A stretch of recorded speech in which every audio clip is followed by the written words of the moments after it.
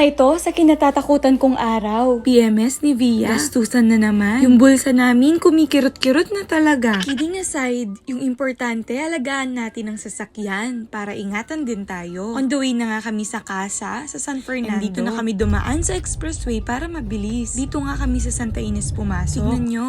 Pati RFID balance, paubos na. Fast forward nga, andito na kami. Ayan, nakalift na si Via. Ilang minutes ang makalipas, dumarating ang mga pinsan namin. Pati pala sila may scheduled visit sa casa today. Buti na lang talaga. Para di kami mainip, kakahintay. Para may kamaritesan tayo, mga B.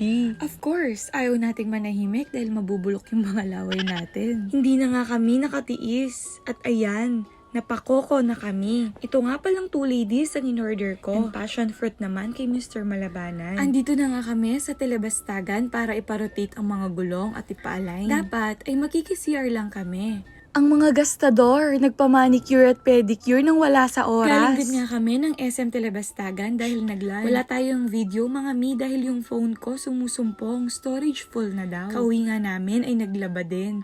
Kaya haggard na ang datingan. After maglaba ay gumoran na kami para bumisit sa Kapas at Maglomi. Dito nga kami dumaan sa New Clark City Access Road. Sobrang ganda nga ng daan at marerelax ka din talaga. Andito na nga kami sa Dinglen, Batangas Lomi dito sa Cristo Rey, Capas. Hindi na nga ako makapaghintay na makakain ng Lomi. Sa mga nagpupunta ng Monasterio de Tarlac dyan, huwag niyong hayaan na hindi kayo makadaan dito. Sobrang sarap ng Lomi dito, of course. Batanggenyo ang nagluluto.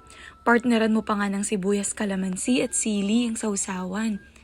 Kaya kung di ka pa nakakatry ng legit Lomi Batangas, Dinglen Lomi number 1. Pumarine na at tayo maglomi. Dumaan nga kayo sa New Clark City Access Road and sobrang bilis lang makapunta dito. Anyways, ayun lang, bye!